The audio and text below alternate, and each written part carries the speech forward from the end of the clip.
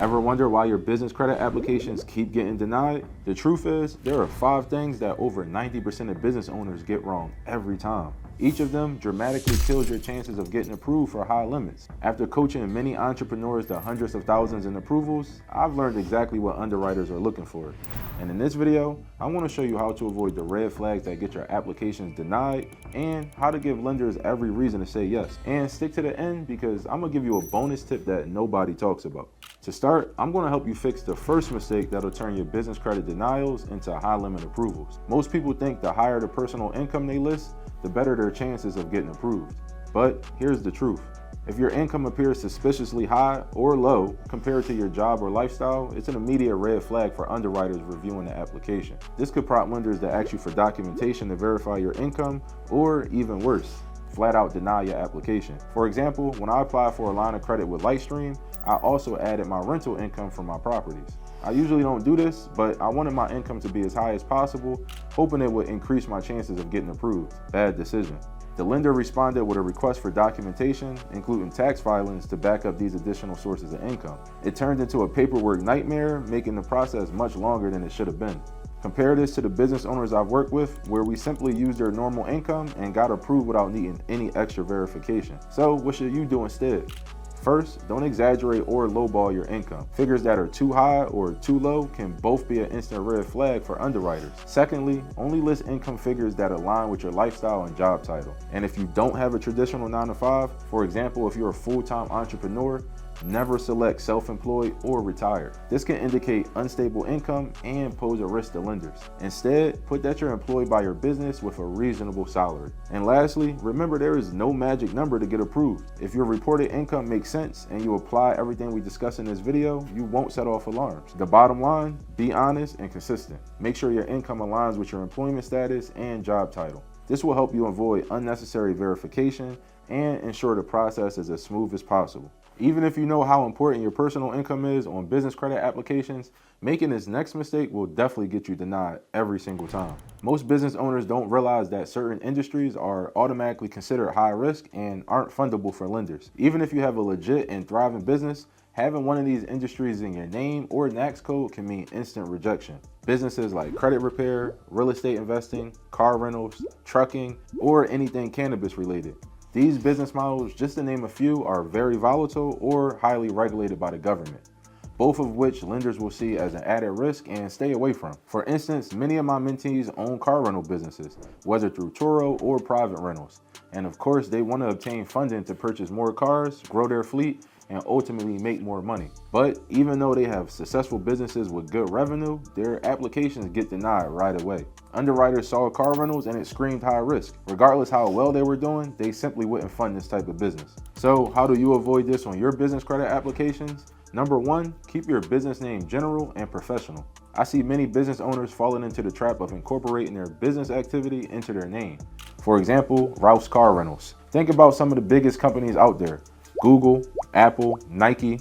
You can't tell what they do just from their name. Follow this strategy and your business won't raise red flags. And if you don't have a unique name for your business, you can add neutral words like enterprise, firm, or group. These words are professional and keep your business flexible, avoiding unnecessary risk. You also need to understand your business's NAICS code. This is a 6-digit code used to classify your business industry. Try to choose a code that covers your business but isn't considered high risk by lenders. Some lower risk NAICS codes can include marketing, logistics, and education. The key takeaway here is this: a safe business name and industry can be the difference between an instant denial and getting approved for the funding you need. Now that you know how to avoid getting flagged for a high-risk industry, it's time to fix the next mistake business owners make that leads to rejections and low limits. Did you know that Chase will lend up to 20% of your business's annual revenue?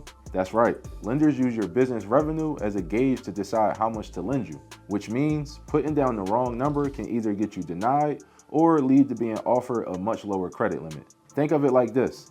You're at a job interview and the recruiter asks the expected salary that you're looking for. If your number is too small, you get lowballed and don't receive your true value. If you say way too much, they won't even take you seriously. But if you answer with a confident, realistic number based on your value, you might get exactly what you want. This is how lenders treat your business's annual revenue on applications. But here's where business owners go wrong. They think that if they have a new business, they should put $0 as their business revenue. That's a huge mistake. Lenders will consider your stated or projected revenue in this case. This is your best estimate of how much you expect your business can realistically make within the next year. But make sure you don't get carried away. If your projection is too high or too low, it'll trigger those underwriter red flags and stop you right in your tracks. So how do you get it right? Well, the key is to be realistic. Choose a number that matches your business plan and activity. Lenders value that you understand your business and have a plan to grow over time.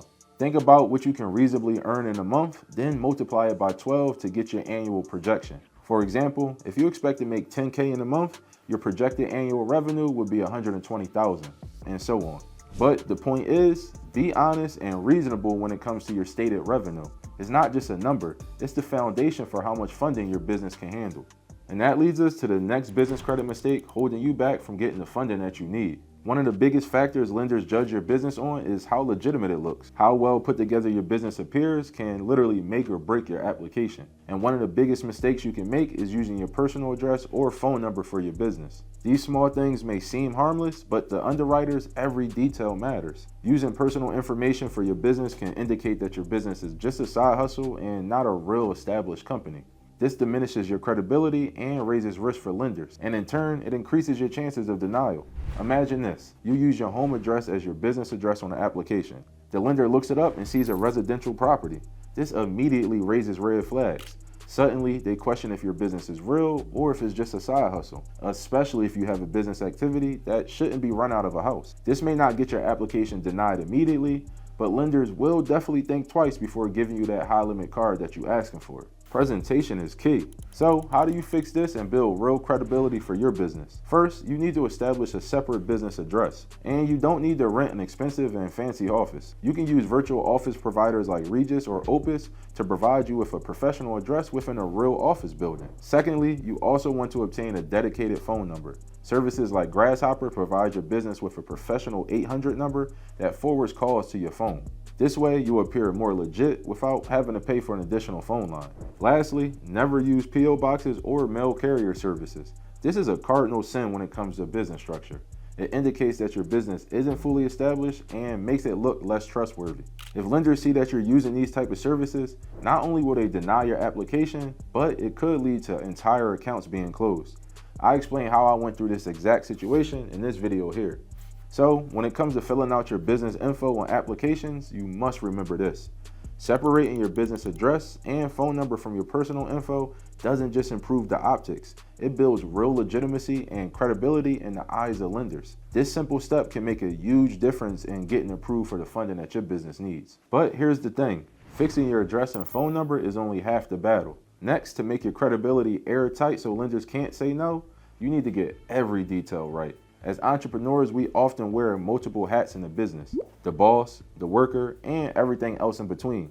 But banks want to lend to companies that are organized, well-established, and professionally managed. That's why one of the biggest mistakes you can make is listing your title as owner on a business credit application. Even if you're running the whole show, owner can flag your business as high risk and less established. The reality is, everything about your application is about perception and building legitimacy. One simple word can change how underwriters view your business.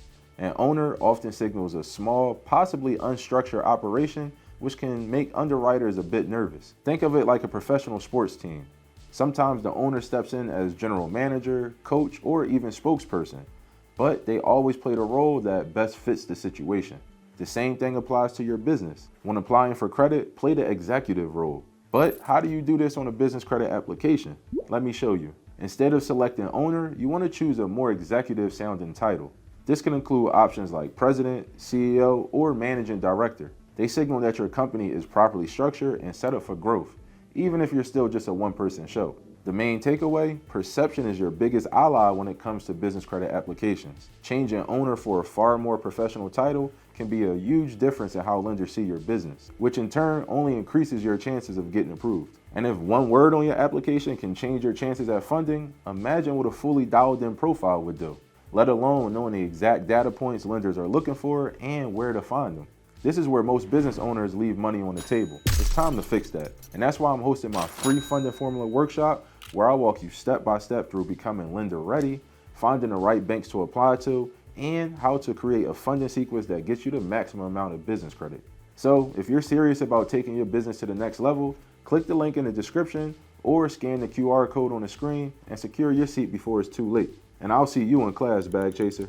Now that you know the 5 biggest mistakes to avoid when doing business credit applications, you're almost ready to start locking in high limit approvals. But since you're still here with me, here's a bonus tip to further boost your chance at approvals. I often see business owners get tripped up when explaining exactly how they're going to use the credit they're applying for. Listing vague and personal sounding reasons like investments, vacation, or debt consolidation just sends the wrong message to lenders. It tells them that you might be using the money for personal expenses, which is a major red flag. Instead, focus on growth-related uses that show you're serious about building your business. The best reasons to use include marketing and ads, inventory and equipment, or hiring. Lenders love to see these answers because they show that you're investing back into your business. And when your business grows, you're more likely to pay them back, which means lower risk and a better investment for lenders. To sum it up, always frame your funding needs in terms of business growth. Avoid using personal or vague reasons, and you'll give yourself a much better shot at getting approved and accessing the funding your business needs to hit the next level. And yes, if you apply these application strategies, you'll dramatically increase your approval odds. But there's still one more piece to the puzzle: choosing the right lenders and cards so that you get the most value from your business credit. Otherwise, you're just leaving money on the table, or worse, wasting it altogether. So don't stop here. Watch this next video where I break down the 5 business credit cards you must have to maximize your rewards in every category and make every dollar you spend work overtime for you and your business. Let's get it.